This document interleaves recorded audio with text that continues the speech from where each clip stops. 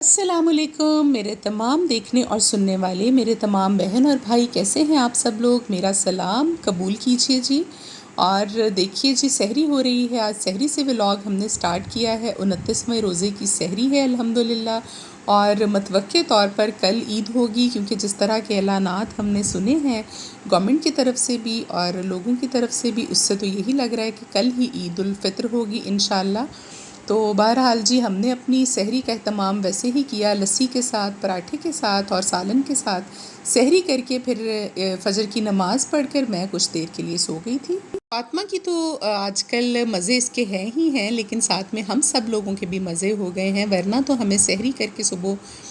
5 بجے کے بعد 5 بجے کے قریب سوتے تھے اور 7 بجے پھر سے اٹھنا پڑتا تھا، مجھے بھی اور میری ہیلپرز کو بھی۔ لیکن آج کل ہمیں نیکسٹ یہ جو سنڈے آئے گا تب تک کے لیے سکون ہے کافی،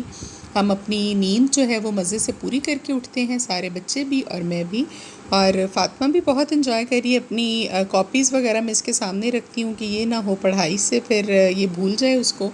اتنی چھٹیوں میں، کیونکہ ٹیوشن بھی نہیں جانا ہے اس نے اور ساتھ میں اسکول سے بھی چھٹیاں ہیں۔ اس کے ساتھ ساتھ چل رہے تھے جی روٹین کے جو یوزلی ہم کام کرتے ہیں روزانہ، اور یہ ڈرائی فروٹ پڑا تھا جو کہ ہم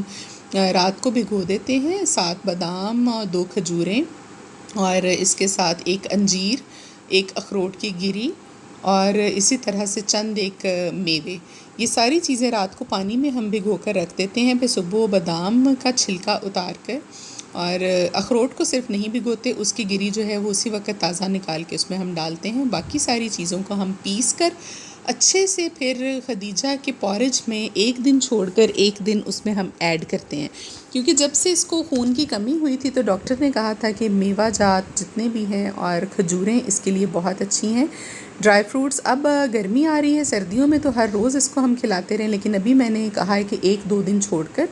اور جب ہم پانی میں ڈرائی فروٹس کو بھگو دیتے ہیں رات کو تو اس کی تاثیر جو ہے وہ پھر اتنی گرم نہیں رہتی،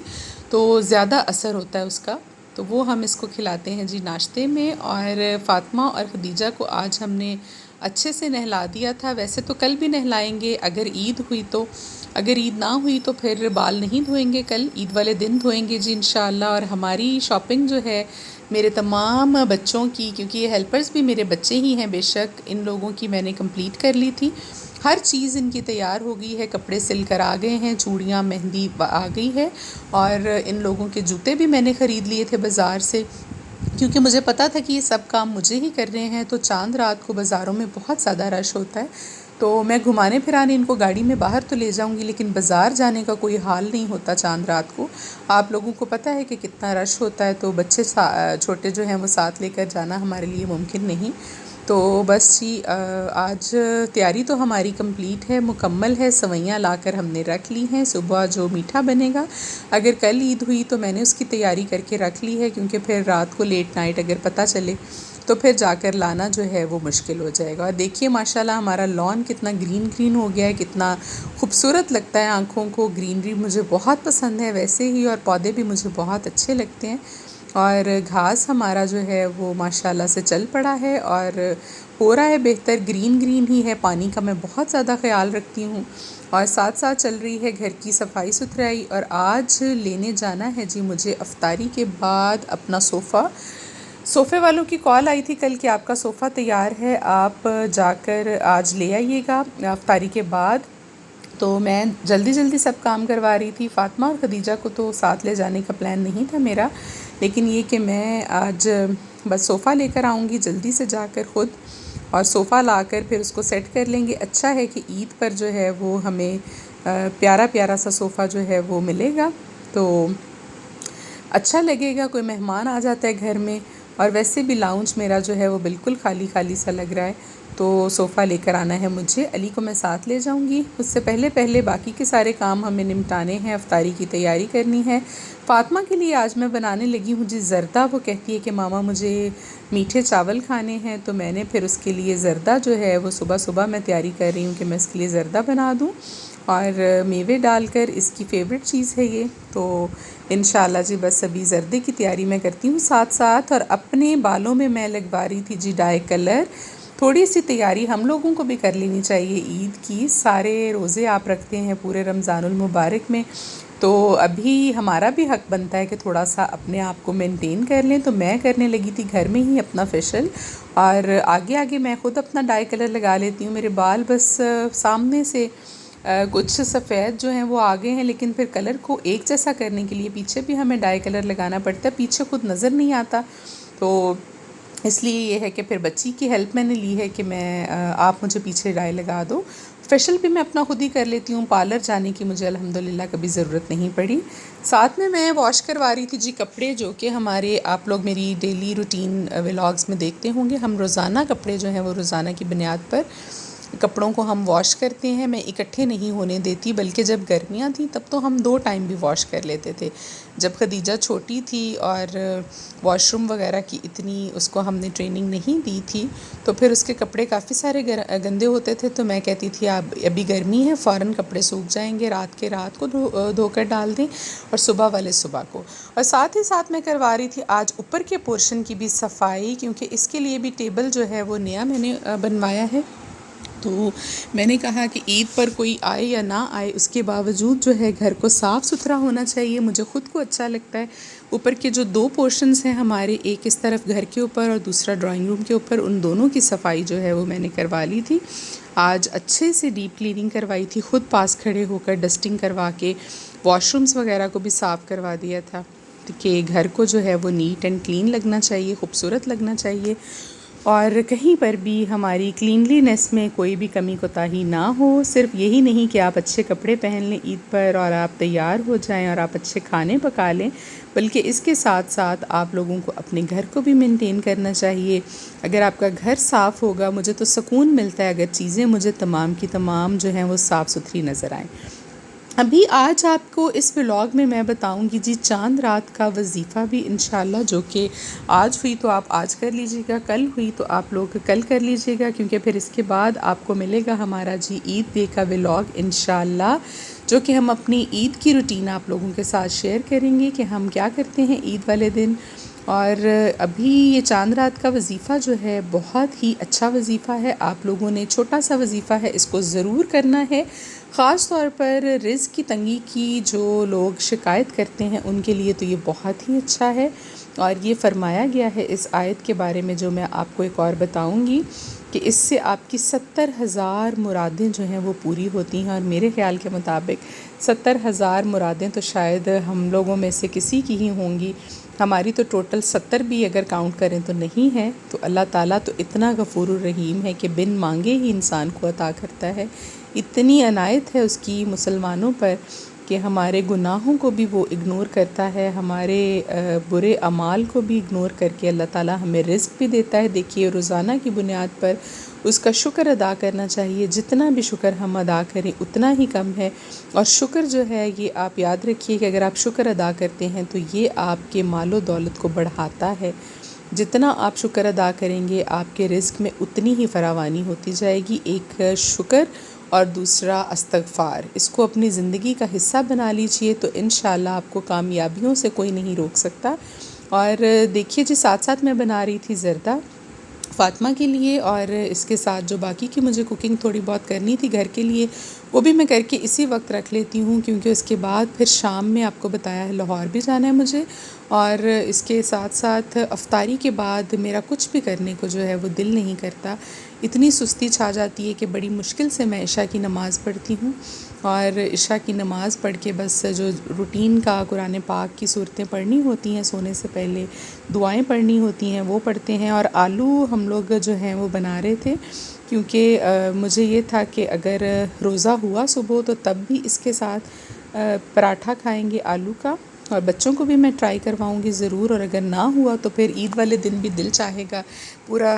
روزے جو ہیں ہم نے پورا مہینہ رکھے ہیں تو شاید کل کچھ اچھا سا کھانے کو دل کرے گا، تو پھر ہم آلو کے پراٹھے جو ہیں وہ سب کے لیے کل بنا لیں گے. اس کے لیے ہم ابھی سے تیاری کر کے رکھ رہے تھے جی، آلو وغیرہ بوائل کر کے.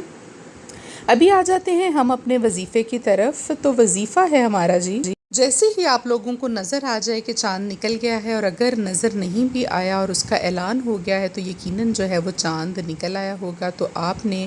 2 رکعت نماز نفل پڑھنی ہے جی. اور وہ پڑھنی ہے اپنی استغفار کے لیے.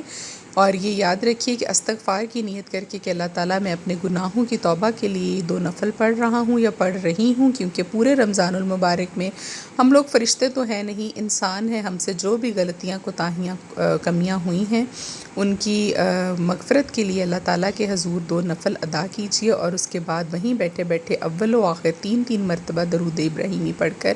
آپ نے یہ آیت جو اسکرین پر دیکھ رہے ہیں، لا الہ الا اللہ المالک الحق المبین، لا الہ الا اللہ المالک الحق المبین، یہ آیت آپ نے پڑھنی ہے جی 131 مرتبہ، اول و آخر 3 مرتبہ درود ابراہیمی یہ آپ نے پہلے پڑھ لینی ہے، اور اس کو پڑھنے کے بعد آپ نے اللہ تعالیٰ سے دعا کرنی ہے اپنے لیے اور اپنی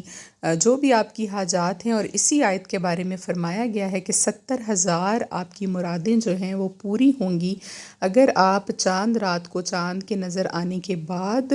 اس کو پڑھتے ہیں۔ تو یہ ہو گیا جی ایک وظیفہ، اور ابھی دوسرا میں آپ کو جو بتانے لگی ہوں، اس کے فوراً بعد آپ نے وہیں بیٹھے بیٹھے ایک تسبیح کرنی ہے۔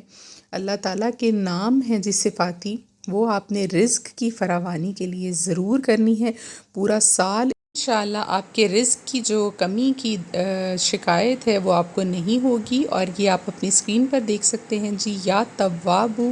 یا رحیم، یہ اللہ تعالیٰ کے دونوں نام آپ نے ملا کر اول و آخر 7 مرتبہ درود ابراہیمی پڑھ کر درمیان میں 101 مرتبہ یہ نام پڑھنے ہیں، یا تواب یا رحیم، اور اس کے بعد آپ نے دعا کرنی ہے اپنے رزق کی فراوانی کے لیے۔ تو اس کے بارے میں یہ فرمایا گیا ہے کہ اللہ تعالیٰ غیب سے آپ کی مدد کے لیے، رزق کے لیے دروازے کھول دے گا، اور اپنے غیب کے خزانوں سے آپ کو رزق عطا کرے گا۔ اور بحیثیت مسلمان اس چیز پر ہمارا ایمان ہونا چاہیے کہ اللہ تعالیٰ کی ذات جب انسان کو رزق دینا چاہتی ہے تو پھر اس کے لیے اسباب وہ کیسے کیسے پیدا کرتی ہے کہ آپ کے وہم و گمان میں بھی نہیں ہوتا، اور آپ سوچ بھی نہیں سکتے کہ مجھے یہاں سے بھی رزق مل سکتا تھا۔ تو بس یہ ہے کہ آپ نے یہ لازمی کر لینا ہے، چھوٹا سا کام ہے، اور 2 رکعت نماز جو آپ کو بتائی ہے اپنی توبہ کے لیے وہ آپ نے ضرور پڑھنی ہے کہ پورے رمضان المبارک میں